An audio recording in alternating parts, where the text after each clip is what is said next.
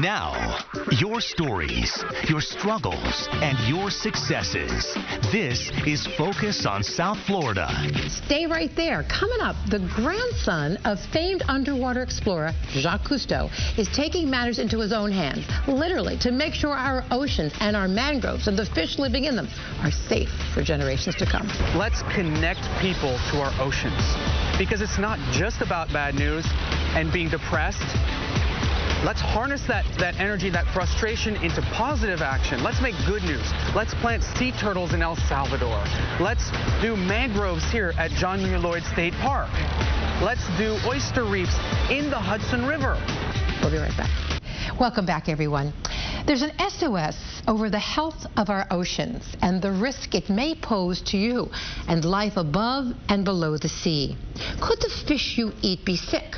It's a chilling question from an undersea explorer who's got the ocean in his blood.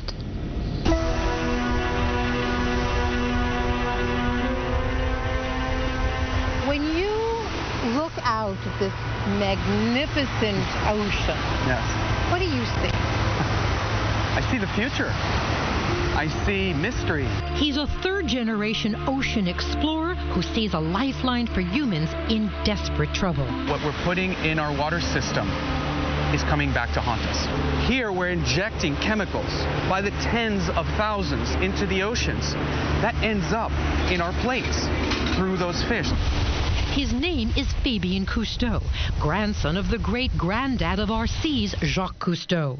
He carries on the late pioneer's passion to fight the poisoning of our oceans, now reflected, he says, in the face of sick and mutant fish. I'm reading research now about shrimp, fishermen pulling up shrimp. With no eyes. With too many legs. Or that are all one sex. An undersea photographer and advocate for our aquatic backyard, Cousteau sounding an alarm over fish turning up with open sores, lesions, and tumors that researchers say are harbingers of human health.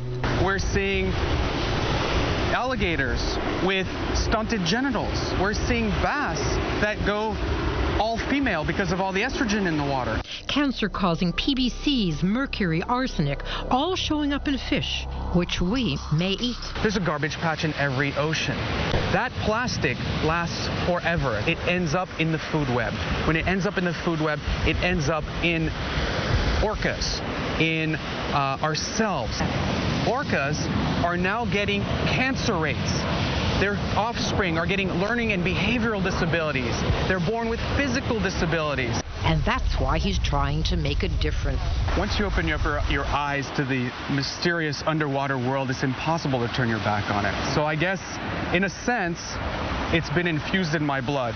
He took his first dive with his grandfather at 4 years old, a man he remains in awe of. I think my grandfather was a pioneer and a visionary. This will be your mangrove. Now, some 3 decades later, he works to expose problems, offer solutions, and make an imprint in Florida. Well, here we are.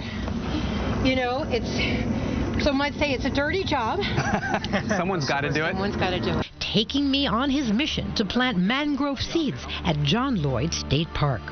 As the mangroves provide the environment for fish to breed, he's christened his campaign Plant a Fish.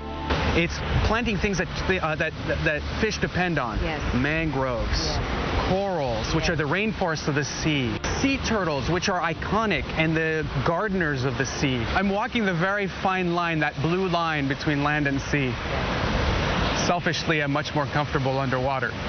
But in order to invite others to my world, I want to be able to get them to walk on the beach. It's not about hugging sharks. It's not about loving whales, such as the orcas. It's about ourselves and the survival of our species.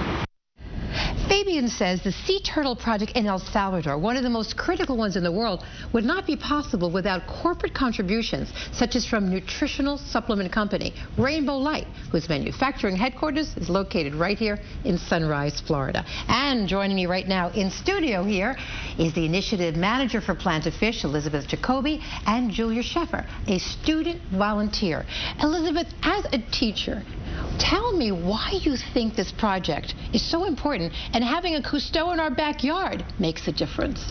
I think this project is important because a lot of the students that sit in classrooms in Florida really have not been out to the environment. They don't know what's in their own backyard, they don't know how important it is, and they don't know how the health of this marine ecosystem impacts their lives. So I have the great opportunity to be able to take them out there, expose them to it, and get them involved in restoring it so they now have a passion for it themselves to carry with them. I mean, it really is changing global history, and it started with what? A 10-second conversation with Fabian Cousteau. Yeah, basically we met at one point and the synergy was there. Our ideas were the same for what needed to take place to get more students involved in this type of project. You've met Fabian. I mean, it's really wonderful to actually see someone from such a legendary family. He's carrying on the tradition, and now he has your generation involved. Why are you so turned on by this?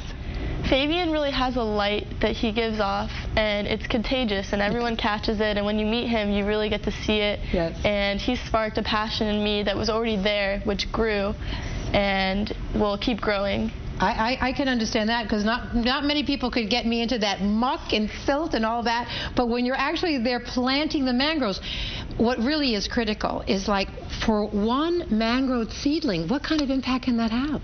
Every single plant, it provides a habitat for more species.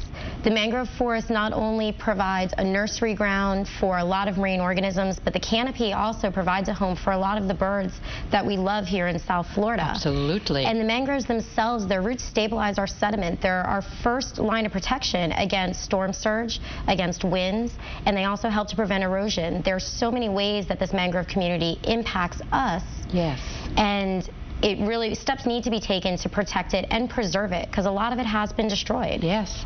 And what's amazing is when some of your friends are just going out, you know, going for a soda, you're like, where are you going? I'm going to plant some mangroves. I'm sure it's a bit unusual, but where do you see this taking us? What do you think the big picture is here for you and the environment? What do you hope? Well, the big picture is to get our generation,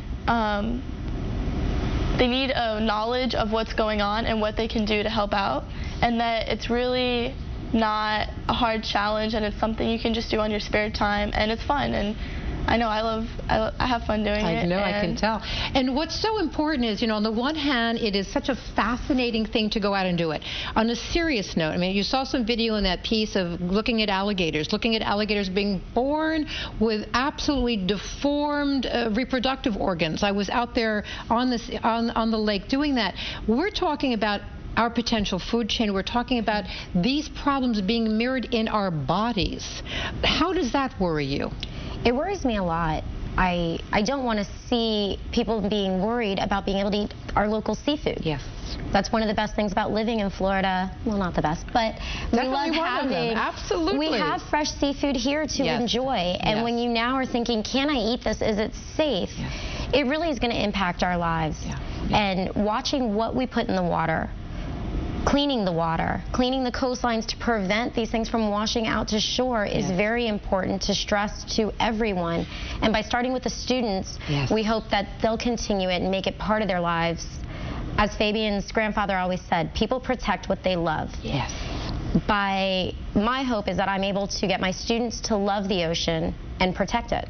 I think you're doing a great job. You're a fantastic teacher. We'd love to have had you. Wonderful student. We'll see you back out there and ready to plant some more, and we'll be sure at the end of the show to let everyone know how to find Plant a Fish, a brilliant concept for a wonderful world. Thank you so much. Thank you.